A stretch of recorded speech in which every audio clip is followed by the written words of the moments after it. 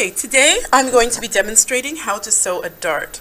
A dart is used to make anything flat like fabric actually become three-dimensional.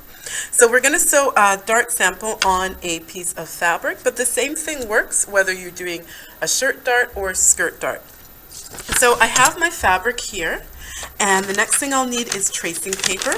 And so I'm going to place it so that the colored side of the tracing paper is against the wrong side of my fabric. And then the next thing I need is my dart sample, and I'm going to place my dart sample right on my fabric, like so. And then using a tracing wheel, I'm going to run the dart line onto my fabric, and you can see that it's a V shape. Okay? I even make a little line at the edge so that I can see where the dart ends. And then hopefully you can see the colors on here. So the next thing that I'm going to do is pin my dart together. So I take the fabric, fold it in half, right sides together, and I use a pin.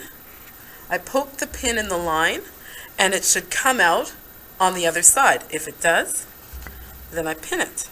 And I just continue doing that all the way down my fabric, about every few meters.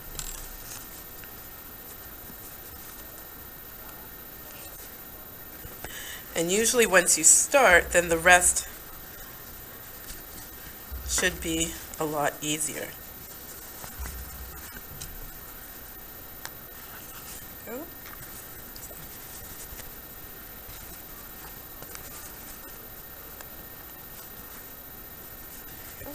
And I want to go right down to the end, so I'm going to pin that one right at the corner.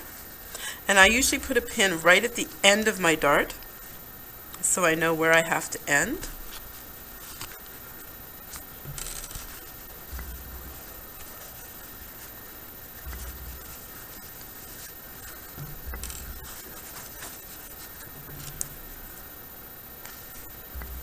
There we go. And probably 4 darts should work.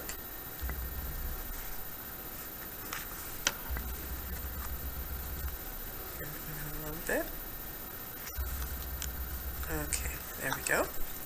So the next thing I'm going to do is sew my dart. So I'll move the sewing machine over, and I've got the machine threaded for a regular stitch, and I'm going to start right at the end, put the needle down, take out a pin, and sew a few stitches forward,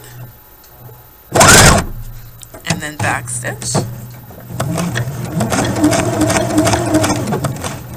And then I'm going to sew following the line right to the end of my dart. Making sure I take out the pins as I go. Now when I get close to the end, I like to reduce my stitch length a little bit so that I've got a little more control, because I want my last stitch to be right on the line. So I will even use my hand so that my last stitch is right on the edge of the fold. When I do that, I then set my stitch length to 0, and I sew about 3 stitches.